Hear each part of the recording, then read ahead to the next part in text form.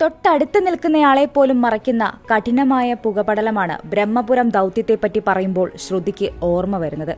ഒന്ന് ശ്വാസമെടുക്കാൻ പോലും പറ്റാത്ത സാഹചര്യത്തിൽ ഫയർഫോഴ്സിനൊപ്പം കട്ടയ്ക്ക് നിന്ന കേരളത്തിലെ ആദ്യ ബാച്ച് സിവിൽ ഡിഫൻസ് സംഘത്തിലൊരാളാണ് ശ്രുതി KS.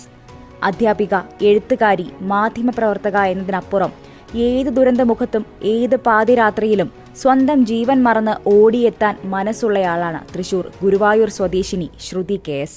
നമുക്കൊരു ദുരന്തം കാണുമ്പോഴോ അല്ലെങ്കിൽ കുറേ ആൾക്കാർ സങ്കടപ്പെട്ട് കാണുമ്പോഴോ നമുക്കൊരു സാറ്റിസ്ഫാക്ഷൻ ഒന്നും കിട്ടില്ല അവിടെ ചെന്നാൽ. പക്ഷെ നമ്മളെ കൊണ്ട് ചെയ്യാൻ പറ്റുന്ന അല്ലെങ്കിൽ എന്തെങ്കിലും ഒരാളെ കൈപ്പിടിച്ച് കയറ്റാനായിരിക്കും പറ്റുന്നുണ്ടാവുള്ളൂ, മതി. പക്ഷെ അത് ചെയ്യുമ്പോൾ കിട്ടുന്ന ഒരു പിന്നെ കുറേ ദിവസത്തേക്ക് നമുക്ക് ആ ഒരു എനർജിയാണ്, ഒരു ബൂസ്റ്റപ്പാണ് അത് ശരിക്കും. അത് ഈ ഒരു ടീമിലുണ്ട്. ദുരന്തമുഖത്തെ പോരാളിയാകാൻ താല്പര്യമുള്ളവരെ തേടി സർക്കാർ അറിയിപ്പെത്തുമ്പോൾ ശ്രുതിക്ക് മുന്നും പിന്നും നോക്കാനില്ലായിരുന്നു. പ്രതിഫലമൊന്നും പ്രതീക്ഷിക്കാതെ സ്വന്തം പോക്കറ്റിൽ നിന്ന് കാശ് ചെലവാക്കി എന്തും ചെയ്യാൻ സന്നദ്ധരായ ഒരു കൂട്ടം ആളുകളാണ് സിവിൽ ഡിഫൻസ് ടീമിന്റെ കരുത്തെന്ന് ശ്രുതി പറയുന്നു. കോവിഡ് കാലത്ത് അണുനശീകരണവും ദുരന്തമുഖത്തെ രക്ഷാപ്രവർത്തനവുമെല്ലാം ശ്രുതിക്ക് നൽകുന്ന സംതൃപ്തി ചെറുതായിരുന്നില്ല.